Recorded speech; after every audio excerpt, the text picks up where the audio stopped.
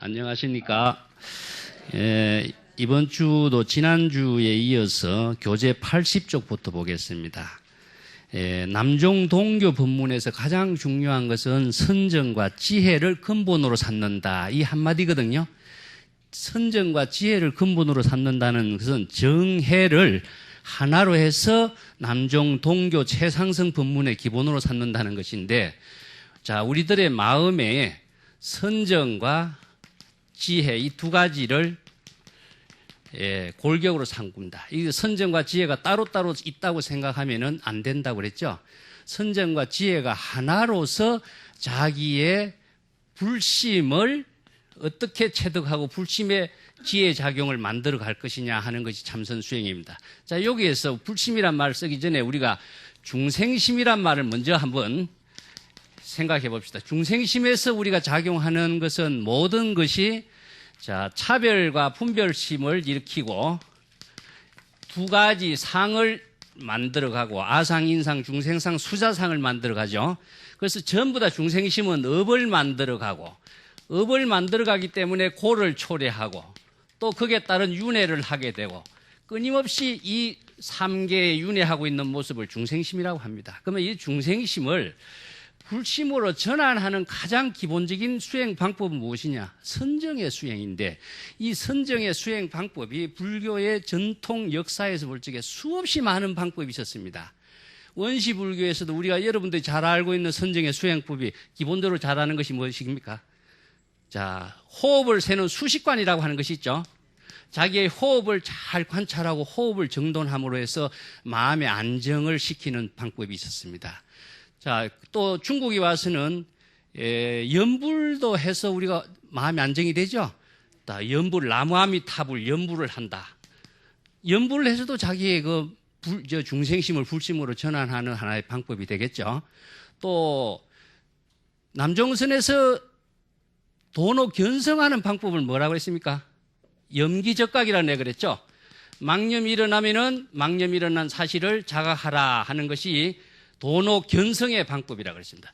자, 왜 견성이냐 하면은 중생심에 있는 자신의 마음을 불심으로 전환시키는 방법으로서 견성의 법을 이야기하는 거예요. 그래서 견성하면은 바로 불심이 되기 때문에 불심으로서 부처를 이룬다 하는 말을 내가 지난번에 했죠.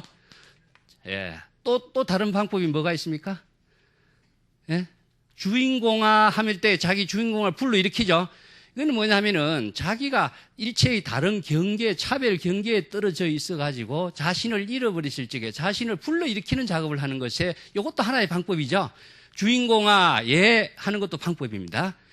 자, 잠자고 있는 자기 자신을, 미혹에 빠져 있는 자기 자신을, 차별상에 집착하고 있는 자기 자신을 불심으로 되돌이켜서 키는 작업을 하는 것도 선성들의 여러 가지 방법론으로서 이러한 자신의 마음을 중생심을 불심으로 전환시키고 본래의 마음으로 회복시키는 작업을 하고 있어요. 그래서 이제 숲에서 집으로 되돌아간다 그랬죠. 그래서 가나선에서는 이 무자 화두를 갖고 이야기하는 무라고 하는 자신의 마음의 소리를 자각하는 것인데 우리가 연불할 때 여러분들이 입으로만 나무아미타불 연불하고 가나선에서는 무라 하고 아니면은 망념이 일어난 수실 아니면은 호흡을 셀 적에 하나 둘 이렇게 이야기했을 적에 하면서 참선을 하죠. 그 호흡만 센다고 참선이 되는 것이 아니죠. 여기서 반드시 뭐냐면은 자각을 해야 된다는 거예요. 자각. 어떤 자각이냐? 호흡을 세는 여러분들의 마음의 목소리를 자각을 해야 된다. 이 자각이 무엇이냐? 듣는다라고 하는 말을 씁니다. 여러분들 마음의 목소리는 자기 자신만 들을 수 있죠. 자기 자신의 마음의 목소리를 자기 자신이 듣는 그 자체를 우리가 자각이라고 하는데 이 자각이 바로 불심의 지혜 작용이라고 그래요. 자각하는 그 자체가 불심의 지혜 작용이라고 내가 지난번에 이야기했죠. 지혜 작용일 뿐입니다. 그래서 선성들이 이러한 불심의 지혜 작용을 어느 문자 이전의 지혜 작용으로 펼치는 자신의 모습을 주장자를 치거나 하를 하거나 이런 표현으로 듣겠어요. 왜냐하면 언어로서 표현할 수 없는 경지에 불심의 지혜 작용을 이렇게 행동으로 보여주는 작업도 있었습니다. 그런데 우리가 이 작업을 수식관이라든가 이런 수행을 아무리 오래 한다 아니면은 뭐 화두, 우리나라에서 이야기하고 있는 뭐 이먹고라든가 이런 것이 화두도 아니지만 화두를 참고한다고 해봤자 지혜가 생기지는 않아요. 방편의 지혜가 생기지 않습니다. 단순한 이건 하나의 자신을 산란된 마음, 안정되지 못하는 마음, 차별 경계에 떨어져 있는 자신의 마음을 자신의 불심으로 되돌이키는 작업은 가능해도 방편의 지혜는 안 생깁니다. 그래서 방편의 지혜는 자신을 다양한 지혜로운 삶을 살 수 있는 능력과 힘을 갖추는 공부를 우리가 지혜라고 하는데, 제가 지난번 강의에서도 이야기했죠. 이 지혜는 그럼 어떻게 체득해야 될 것이냐. 자, 요것을 수식관을 아무리 오래 하고 묻자 하두만 아무리 참고하고 망념이 일어난 것을 망념을 자각하는 이 작업만 수없이 반복하고 앉아서 세월 보낸다면은 자기의 영혼을 갖고 장난치는 사람밖에 안 된다는 것이죠. 이것은 구체적으로 자기의 마음을 안정시키고, 안정시키는 방법이 일시적인 안정이 아니라 본래의 안정으로 되돌아가야 되겠죠. 근원적인 안정으로 되돌아가는 방법이 자기의 불심을 자각하는 방법이다. 견성하는 방법이다. 그래서 견성성불이라는 말을 쓰는 겁니다. 그래서 여기에서 지혜는 무엇이냐? 5가지의 오명을 밝히는 지혜가 되어야 된다. 그랬죠? 오명을 밝히는 지혜가 부처님의 여러 가지 방편의 지혜를, 84,000의 방편 지혜를 구족하는 공부인데, 이 지혜의 가장 핵심이 되는 것이 무엇이냐 하면은 불법의 대의를 체득해야만이 이 지혜 작용이 됩니다. 불법의 대의는 반야의 공의 사상과 반야의 지혜를 체득해야만이 완벽한 지혜로 할 수 있는 거다. 지혜도 우리가 수없이 많이 있죠. 예를 들어서 크게 나누어 봅시다. 세간의 지혜가 있고 출세간의 지혜가 있습니다. 그죠? 세간의 지혜는 우리가 어떻습니까? 일을 한다, 뭐 사업을 한다, 아니면은 세상의 삶을 살아가는데 여러 가지 필요한 지혜가 얼마나 많습니까? 뭐 기계를 움직인다든가 자동차를 움직인다든가 모든 게 다 지혜가 필요해요. 그죠? 그렇지만 이런 지혜는 뭐냐면 상대적인 사물과 인간관계 속에서의 이루어지는 지혜입니다. 그러다 보니까 항상 대상을 떠나서는 완전한 지혜를 발휘할 수가 없어요. 그러다 보니까 상대와 사물과 대상을 갖다 보니까 뭐가 생기냐 하면은 업이 따른다 이겁니다. 그러면 이 업이 따르는 작업은 일시적인 지혜고, 업이 따르는 부작용이 항상 남아있는 지혜밖에 안 되겠죠. 그래서 이러한 지혜로서 우리의 완전한 깨달음의 지혜, 편안한 삶의 지혜를 만들어 갈 수가 없죠. 그래서 출세간지가 필요한 것인데, 출세간지혜가 무엇이냐 하면은 불교에서 제시하고 있는 반야의 지혜다. 그래서 반야의 지혜를 체득하기 위한 모든 기준의 사상적인 기준은 무엇이냐 하면은 공의 실천이라는 것은 무엇을 내가 공의 실천이 하냐면은 마음에 일어나는 번뇌, 망념과 망심을 비우는 것이다. 망념과 망심을 비우는 공부를 함으로 해서 우리들이 근원적인 불심의 지혜 작용을 펼치는 지혜를 반야의 지혜라고 하는데, 이 반야의 지혜를 그럼 어떻게 체득해야 될 것이냐 하는 겁니다. 예? 우리가 선정과 지혜, 아무리 이야기해도 지혜를 체득하는 방법 모른다면 자기의 지혜로서 쓸 수 없죠. 그래서 이 첫 번째는 무엇이냐 하면요, 언어의 성명학이라 그래요. 언어에 뛰어나야 돼. 언어를 모르고 나서는 바른 우리가 책이라든가 지혜나 지식을 우리가 볼 수가 없죠. 그럼 언어를 통해서 보는 것이 뭡니까? 경전입니다. 그 다음에 어록이죠. 불법의 모든 지혜의 기준, 이것을 가르침의 모든 기준은 언어로서 표기됐다. 언어 문자로 표기되어진 것이다. 이것을 경전이라고 붙이는 이유는, 경이라고 하는 말은 모든 기준을 이야기하고 있습니다. 기준. 이것은 지혜로운 삶을 실현할 수 있는 모든 기준.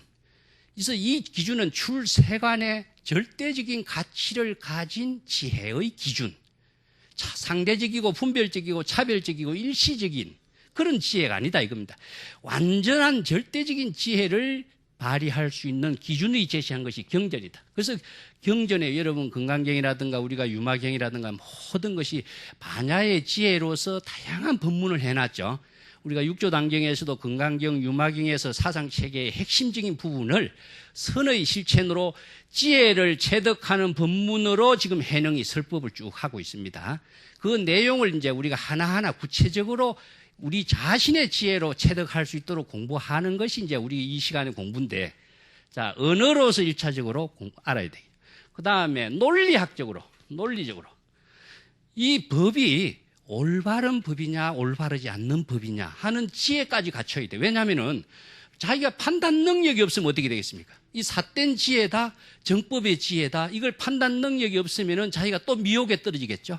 그래서 논리적으로 이 바르게 판단할 수 있는 능력을 갖춰야 된다. 세 번째는 무엇이냐 하면은 세속에 사용하고 있는, 우리가 일상생활을 하고 있는 모든 도구를 사용할 수 있는 지혜를 또 갖춰야 돼. 왜? 우리가 세간에 살든 출세간에 살든 우리가 현상의 모든 사물 경계를 떠나서 우리의 생활이 설립될 수가 없어요. 젓가락 없이 밥을 못 먹고 숟가락 없이 밥을 먹는 거예요. 밥그릇을 가지고 밥을 해먹는 거예요. 쌀을 가지고 밥 해먹는 것처럼 세상의 모든 생활 도구를 떠나서 우리들의 생활이 설립이 안 되기 때문에 이러한 모든 생활 도구를 두루두루 다 쓸 수 있으면서 집착을 하지 않고 자유자재하게 쓸 수 있는 지혜를 갖춰야 돼. 그래서 색적 시공, 공적 시색이란 말 하죠. 색이라고 하는 것은 일체의 우리가 도구와 사물이라고 했을 적에 그 색에 집착한다면은 우리가 집착된 마음으로서 자기의 지혜로운 생활이 안 되겠죠. 그래서 반야신경에서 색적 시공, 공적 시색. 그 다음에 네 번째는 무엇이냐 하면은 중생의 마음의 병과 육체의 병을 치료할 수 있는 능력의 지혜까지 갖춰야 된다. 이걸 어방학이라고 합니다. 그래서 부처님은 뭡니까? 중생의 마음의 병을 치료하는 의사다 그랬죠?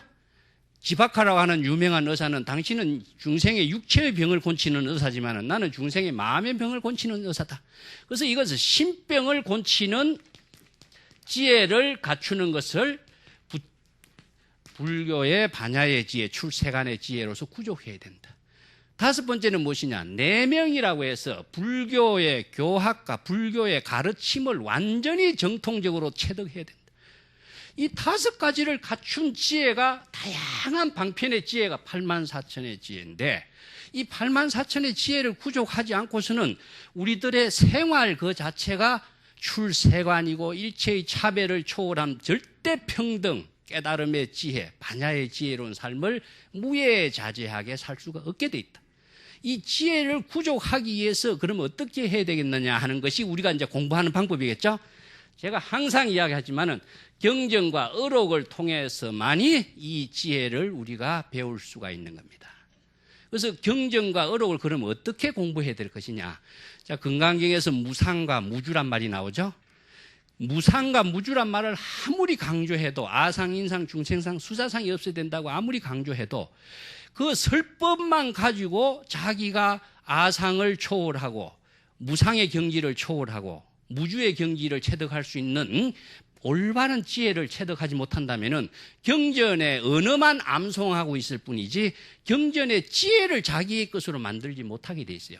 여러분들은 오늘 과제는 자, 이러한 무상과 무주라고 하는 말 오늘도 나옵니다만 이러한 그 반야 지혜를 내가 어떻게 체득해야 될 것이냐 하는 요 과제를 항상 염두에 두고 참선 공부를 해요. 요게 이제 화두입니다.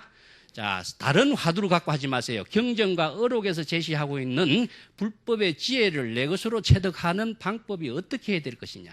이것을 공부를 해 나가는 겁니다. 이 지혜를 갖추어 나가는데 선정과 지혜, 이 지혜는 중생심으로서는 체득할 수가 없어요. 중생심으로서는 작용하는 것은 세간의 차별적인 그 분별적인 지혜밖에 안 되겠죠. 이것을 초월한 지혜는 불심의 지혜로서만 이루어지는 것인데 이 지혜를 어떻게 체득할 것인가 하는 것을 이제 공부해 보겠습니다. 자, 80페이지의 원문을 조금 더 읽어 보겠습니다. 근데 이 선정과 지혜가 둘이 아니라 하나다.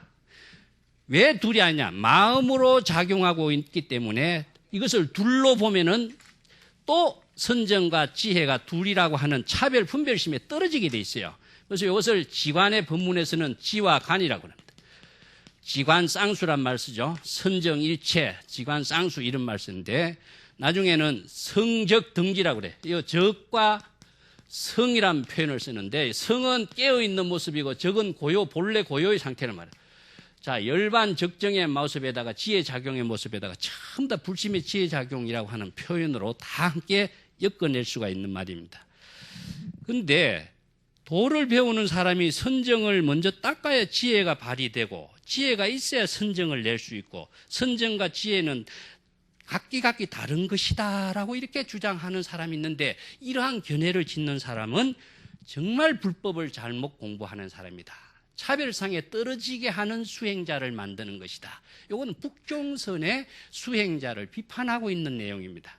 그래서 북종선의 수행이 선정 계율을 잘 지키고 선정을 닦고 그래야 지혜가 나온다라고 하는 개정의 사막의 책에 있는 교육 방법을 제시했는데 이것이 불교의 전통적인 교육이었어요. 그렇지만은 우리가 구체적인 실천 체계로 넘어간다면은 마음의 작용으로 볼 적에 이것을 개와 선정과 지혜를 따로따로 나누어서 실천하게 된다면은 단계적이 되고 또 구분이 생기고 또 이 둘로 세 개로 나누어지기 때문에 마음이 갈라지게 되겠죠. 갈라짐으로 해서 오히려 중생심으로 떨어지게 하게 된다. 이것이 잘못된 수행이다 하는 것을 지금 제시하고 있는 겁니다. 자, 그렇기 때문에 이것은 사물의 두 모양이 있는 것으로 나누어 보는 것이다. 자, 우리가 착한 일을 하면서 마음으로는 착한 일이 되지 못하면 어떻습니까? 마음과 몸이 둘로 나누어지죠. 이것을 우리가 다르게 한번 봅시다. 자, 신, 몸과 마음, 또 선과 악이라고 하는 두 가지로 사고를 나눠봅시다. 여기서 우리가 법이라고 하는 말이 상당히 참 어려운 말이죠. 법이란 말이 무엇인가. 그래서 불교 공부를 하시려면은 반야신경에서 오온 12처 18개라고 하는 안입이 설신이 색성양 미촉법 하는 것이 있죠. 여기에 대한 우리가 인식의 주체와 인식의 대상으로 일어나고 있는 그 경계를 우리가 어떻게 인식하고 어떻게 그 인식의 세계에 머무르고 집착하지 않고 초월해서 자기의 불심의 지혜로 바꿀 수 있는가 하는 이 방법을 알아야 돼요. 그리고 법이라고 하는 것이 무엇이냐 하는 거예요. 법이 수없이 나오는데 법이라고 하는 말에 대한 정확한 개념을 우리가 얼마나 정확하게 알고 있느냐 하는 걸 여러분 한번 정리해 봐야 돼요. 그래서 내가 오늘도 법이라고 하는 것이 무엇인가 하는 것을 여러분 잘 생각하셔야 됩니다. 자, 불법이라고 한다면은 어떻습니까? 부처님의 가르침이죠. 부처님의 가르침을 법이라고 해요. 그래서 법이라고 하는 것은 하나의 진리라고 하는 말도 되고 진실이라고 하는 말도 되고 그러고 법칙이라도 하는가 기준이라고 하는 것도 의미도 되어 있습니다. 우리가 법률 하면 뭡니까? 모든 사람이 지켜야 될 기준이죠. 요와 같은 것이 법이기도 합니다. 그런데 이것만이 또 법이 아니에요. 자, 마음에서 작용으로서 일어나고 있는 현상 그 자체를 또 법이라고 한다. 그러면 일체의 모든 존재도 법이라고 한다. 일체의 모든 존재가 왜 법이라고 하냐? 인과 연의 결합에 의해서 이루어졌기 때문에 인연법으로 이루어진 모든 존재의 현상을 다 법이라고 한다. 이것뿐만 아니에요. 우리가 마음속에서 의식의 대상도 전부 다 법이다. 그래서 의식의 대상인 법을 우리가 이해하기가 어렵습니다. 그래서 이걸 이해하지 못하면은 법을 깨닫다든가 법을 초월했다. 그런 말 쓰는데 여러분 지난번에 내가 이야기했는데 원효대사가 중국에 구법 여행을 떠나러 가다가 밤에 목이 말라서 바가지에 담긴 물을 먹었다. 근데 물을 먹을 적에는 시원하게 먹었어. 아무 탈이 없었는데 새벽에 일어나고 보니까 어떻습니까? 해골 바가지에 물이 해골 바가지에 담겨 있더라. 자, 여기에서 마음이죠. 마음에 아무런 마음이 일어나면은 법이 일어나고 생적이죠. 심생적 종종법생. 기실론에 나오죠. 심멸적 종종법멸이죠. 여기서 생멸법이란 말이 나와요. 생멸법. 자, 여기서 마음이 일어났다 하는 것은 뭡니까? 여기서 망심이 일어난 겁니다. 망심. 망심은 내가 이야기했던 중생심이죠. 중생심이 일어나면은 해골을 봤을 적에 해골이라고 하는 것을 보지 않았을 적에는 망심이 안 일어났어요. 시원하게 물을 잘 마신 것으로 끝난 거예요. 자기의 지혜로운 생활로 끝난 거예요. 그런데 아침에 보니까 해골이 보이니까 어떻습니까? 망심이 생긴 거야. 왜냐? 구역질이라고 하는 망심이 생겨. 해골이란 더럽다는 생각이 일어난 것이 망심이 생긴 거예요. 그러다 보니까 어떻습니까? 구역질이 나오는 것이 법이라. 그럼 구역질은 뭐냐? 망심에서 나타난 의식의 대상으로 나타난 현상이 법입니다. 이것을 불교의 전문적인 학술 용어가 그래서 이해하기가 어렵겠죠. 그래서 망심이 일어나면은 의식의 대상인 현상의 어떤 경계가 나타나게 돼 있어. 여러분들이 누구를 좋아한다고 생각하면 그 사람에 대한 좋아하는 생각에 따라서 그 사람에 대한 애착이 또 일어나죠. 싫어한다고 생각할 때 미운 생각이 일어나죠. 이게 의식으로 망심으로 일어나고 있는 현상의 자신의 그 대상 모습을 우리가 법이라고 합니다.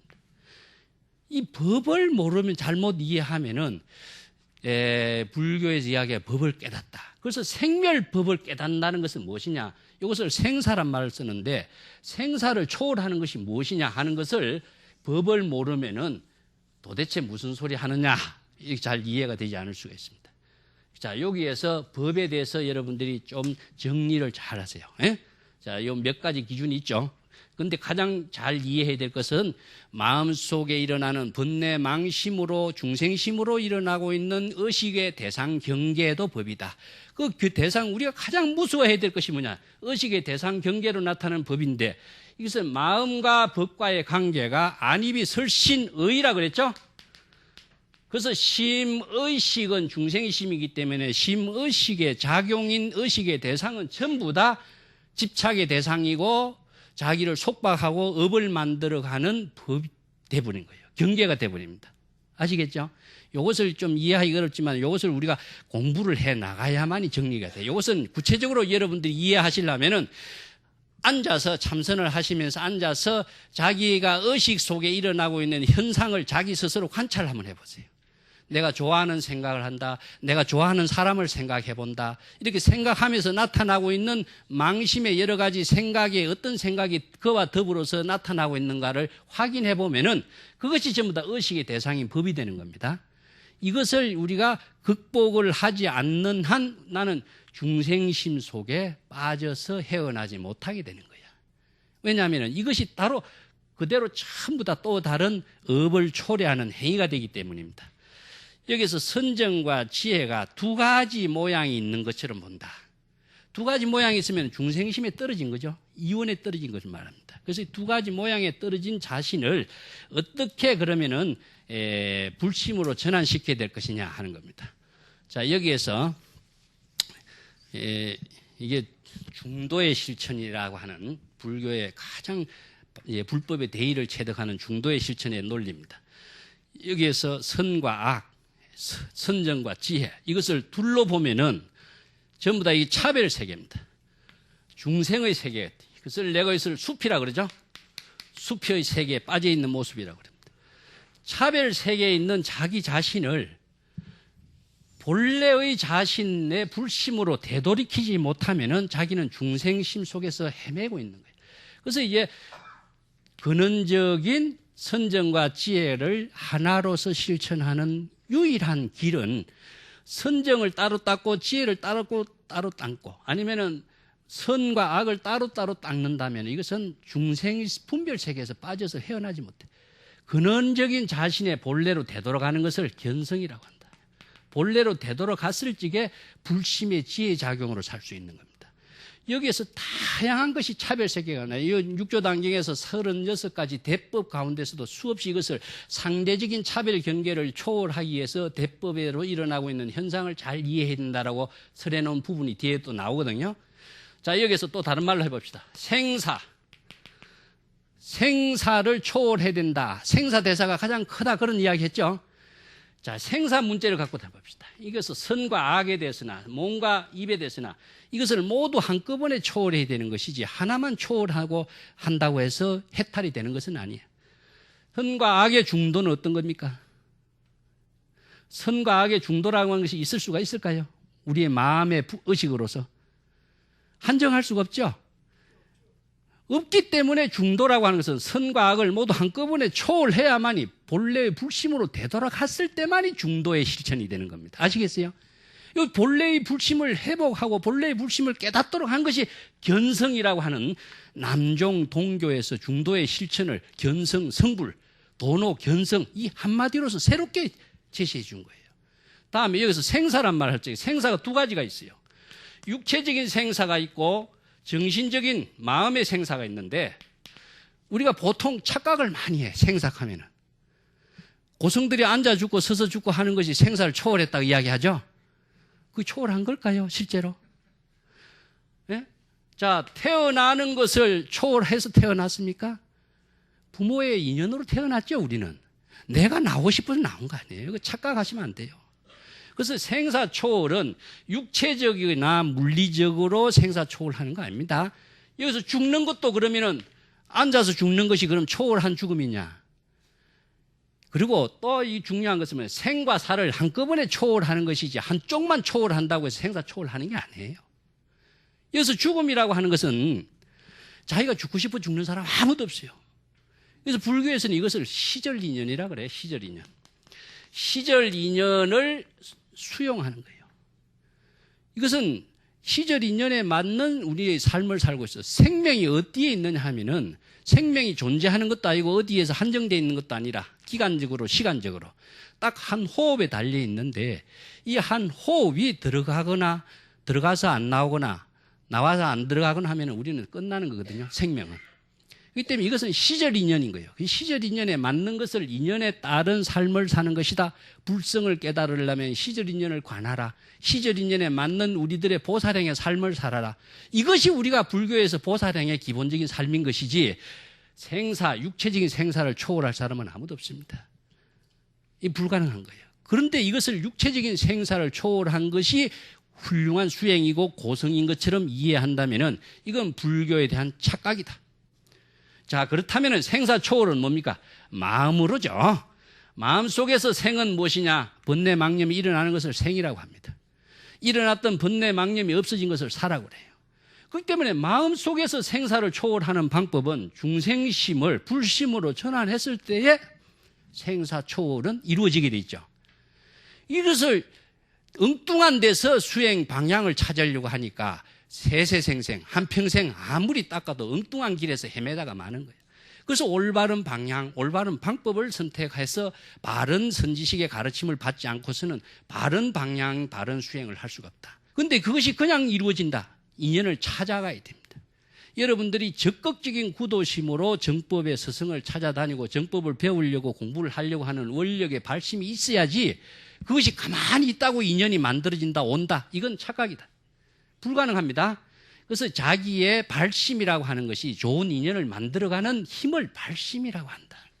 이 때문에 좋은 인연을 위해서 우리가 끊임없이 구도적인 정신을 가지고 있어야 된다 하는 겁니다.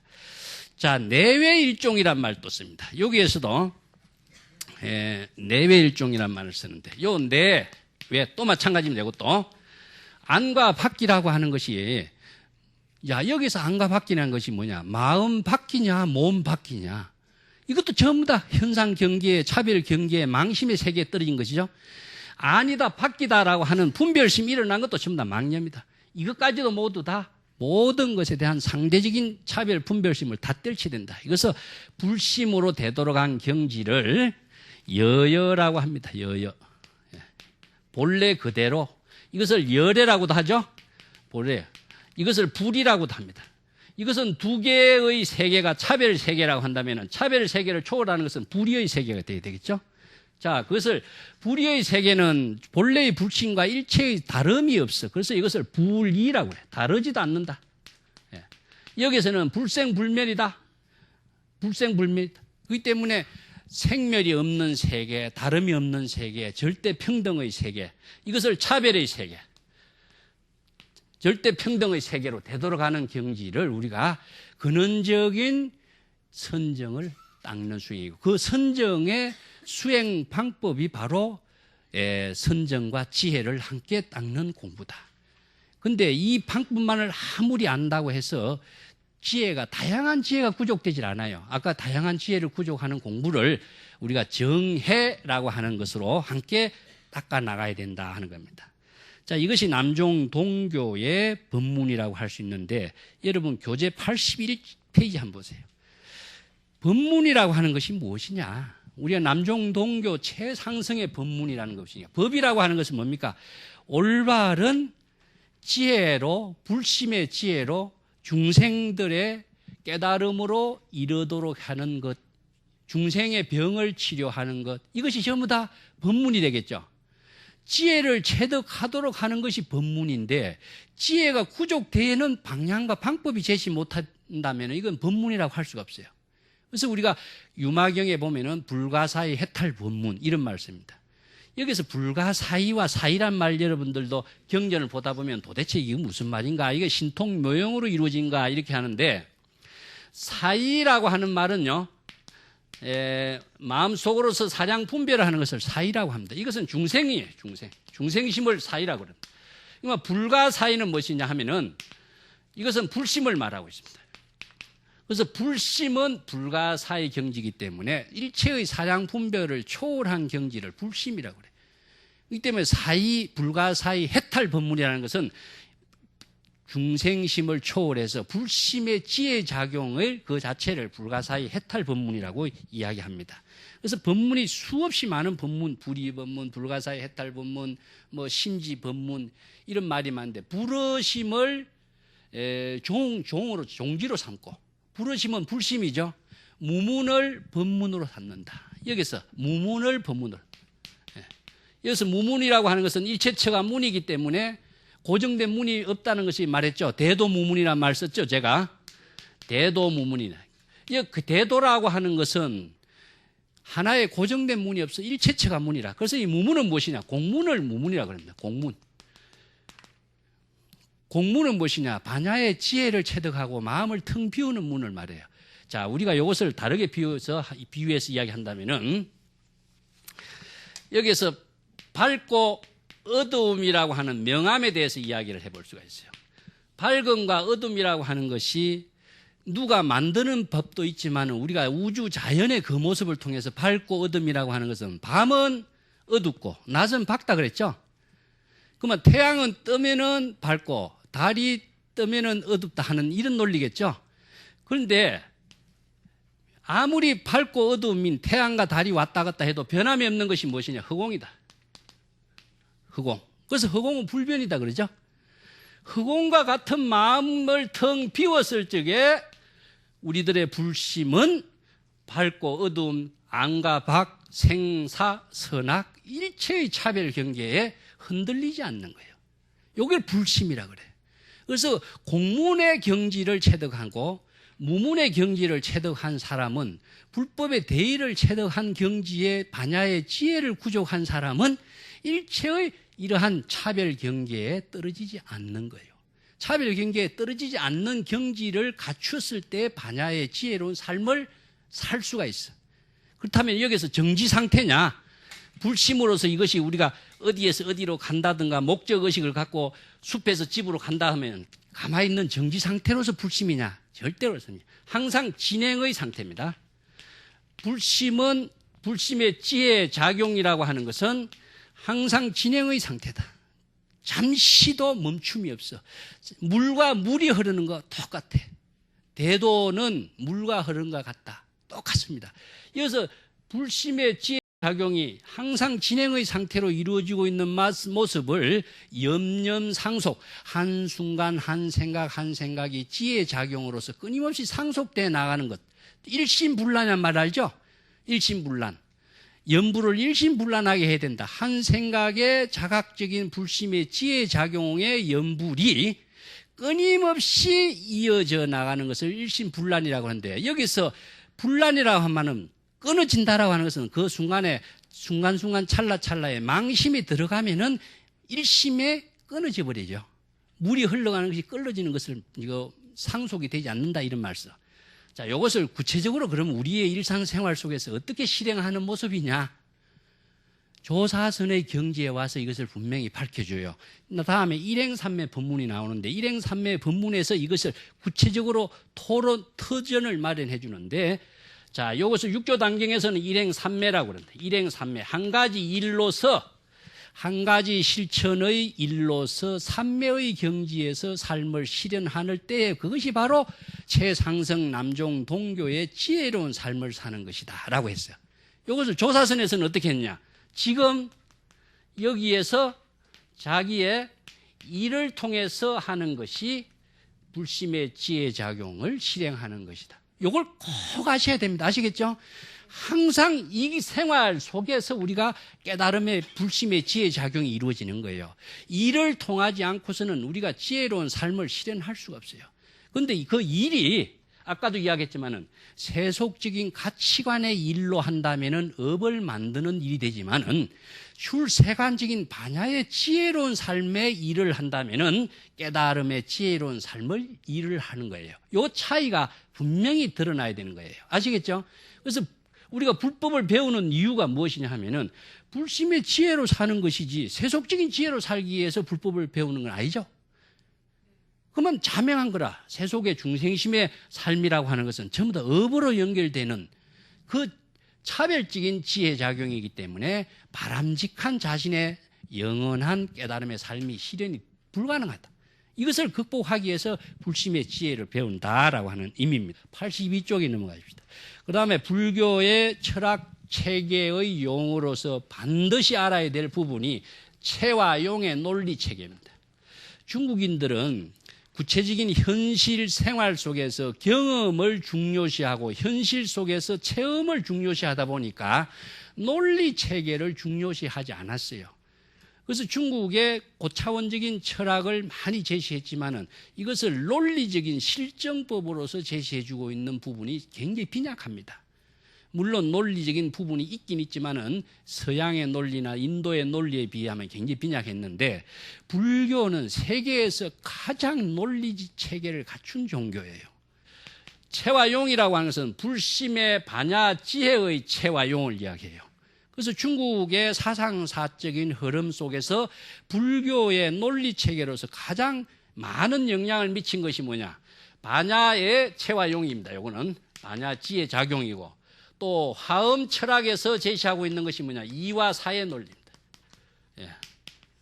이와 사의 논리. 또 유식 법상종의 사상 체계로서 제시하고 있는 논리 체계가 법과 상의 논리입니다. 여러분, 요거 꼭 논리, 이 세 가지 논리 체계는 정확하게 아셔야 됩니다. 여기에서는 가장 많이 쓰이고 있는 것이 체화용의 논리인데요. 선에서는 이 세 가지가 전부 다 선어록에서는 자유자재하게 선성들 법문 속에서 마음대로 설법을 하고 있어요.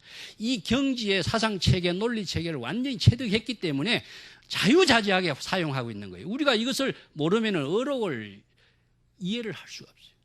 자, 여기에서 체라고 하는 것은 뭐냐? 근원적인 본체를 말해요. 자, 이것을 우리가 불성이다라고 해요. 불성. 불성의 그 당체를 말한다면은 용은 무엇입니까? 불성의 지혜 작용이다. 그렇기 때문에 체와 용이라고 하는 것을 나눌 수가 없죠. 선정과 지혜를 나눌 수가 없는 것처럼 불성의 본체와 불성의 지혜 작용을 나눌 수가 없어요. 지난번에 이야기했지만은 등과 등불에 대해서 비유 이야기했죠. 뒤에 나온 거 있죠. 등이 본체라고 한다면은 등불은 무엇입니까? 작용입니다. 등의 없이 등불이 비출 수가 없고 불성이 없이 불성의 지혜작용이 전개될 수가 없죠. 이것이 체와 용의 논리다. 반야의 지혜라고 하는 것은 마음을 중생심으로서는 이 체가 형성하지 않아요.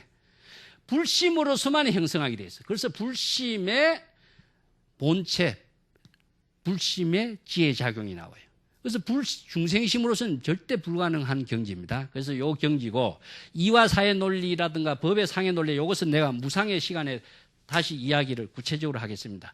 체와 용의 논리가 항상 이렇게 됐어요. 자, 요 체와 용의 논리가 중국 기실론에서는 체상용, 또 법신, 보신, 화신 세 가지의 부처의 작용으로서도 이제 논리 체계로서 제시된데 기실론의 논리 체계가 사실은 대성불교의 실천 논리 체계를 종합하고 있습니다. 그런데 중국의 선사상사적인 흐름도 채와 용의 논리 속에서 전개되고 있어요. 예를 들어서 북종선에서는 이제 우리들의 채와 용을 나란히 본 겁니다. 이것을 선정과 지혜를 나란히 닦아 나가는 작용으로서 본 거예요.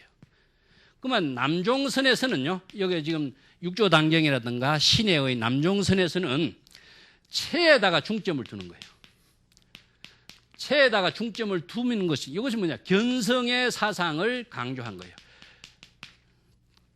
그게 선정에 중점을 두다 보니까 선정을 견성을 함으로 해서 견성의 지혜작용이 전개되는 그러한 선사상 체계가 중요시된 거예요. 그러면 조사선에서는 어떻게 하냐? 조사선에서는 채보다는 용에다가 중점을 둬요.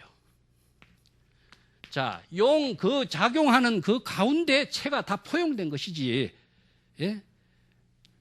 채와 용을, 채 속에 용이 있는 것이 아니다. 이건 뭐냐 하면은, 여기 이제 권위주의적인 사상 체계가 남종선에 남아있다면은, 실용주의적인 사상 체계가 조사선에서 그대로 꽃을 피웠다. 그래서 이걸 작용적성이라는 용어로 씁니다. 작용하는 가운데에 성이 있다. 이게 마조계통의 조사선의 사상체계에서는 이러한 하나의 채용의 논리체계로서 이것을 선사상사적인 흐름을 재정립시켜 선사상의 반야의 지혜작용의 본질적인 문제를 중심을 어디에 두느냐. 여기에서는 뭡니까? 견성, 채와 작용이 둘이 아닌 경지에서 불심의 선정과 지혜를 작용하는 그 법문이 남종 동교의 최상승의 법문이었다. 그런데 이것을 구체적인 생활 속에서, 이 용이라고 하는 것은 작용하고 있는 모습이죠. 항상 현실 속에서 우리가 마음 쓰고 있는 이것도 전부 다 용인데, 현실 생활 속에서 구체적인 작용 속에 작용하는 그 가운데에 불심이 본체가 작용하고 있는 것이지, 그것 때문에 본체가 따로 있고 작용이 따로 있다, 선정이 따로 있고 지혜가 따로 있다, 이렇게 나누면 안 되겠죠. 이렇게 나누면 어떻게 되냐? 차별성에 떨어져, 중생심에 떨어지고 두 가지의 법에 대한 집착심이 일어나게 되고 궁극적으로 올바른 지혜작용을 전개할 수가 없게 되는 것이다. 그래서 요 뒤에 선정과 지혜가, 또 선정과 지혜가 항상 동시에 작용하고 있다라고 하는 부분을 제가 82쪽하고 83쪽에 쭉 설명을 해놨습니다. 일종, 신신명에서는 일종평해란 말을 씁니다. 일종, 또 불이, 또 다른 말로 한다면 일미, 이런 말로 씁니다. 일체, 일편, 전부 다 무엇이냐? 근원적인 불심의 경지에서만이 이 세계가 이루어져요. 차별의 세계에서 본래로 되돌아갔을 적에 이 경지가 이루어져요. 이 경지가 이루어져야만이 불심의 지혜 작용이 이루어지고 있는 것이다. 이것이 선정과 지혜로서 자신의 삶을 실현할 수 있다. 그런데 불심의 지혜 작용이지만, 아까도 이야기했지만 지혜 작용을 할 수 있는 능력이 있어야 되겠죠. 이것이 무엇이냐? 다양한 지혜를 구족했을 때에 활용할 수 있는 능력이 있는 거예요. 그 지혜가 구족되지 않는 사람은 그냥 자기의 삶이 다양한 삶을 만들어갈 수 없어요. 요새 창의적인 삶이다 이런 말 쓰죠. 창조적이다, 창의적이다. 또 선에서는 이걸 작가라고 이야기하는데, 원래 작가라고 하는 말을 선지식을 작가라 그랬습니다. 자신의 지혜로운 삶을 만들어 살 수 있는 능력을 갖춘 사람이다. 창조자죠. 작가라고 하는 것은. 이거는 창의성이다. 불심의 지혜로서 자신의 창조적인 삶을 실현할 수 있는 능력을 갖춘 사람을 우리가 작가라고 이야기하는 겁니다. 이 작가가 되기 위해서는 지혜로운 작용을 다양하게 활용할 수 있는 능력이 있어야 되는 거죠. 이 능력을 갖추기 위해서 우리가 불법 공부를 이제 경전과 어록을 통해서 어떻게 해 나갈 것인가 하는 것을 우리가 하나하나 살펴서 자신의 지혜로 만들도록 해야 할 것입니다. 자, 오늘 이것으로 마치겠습니다.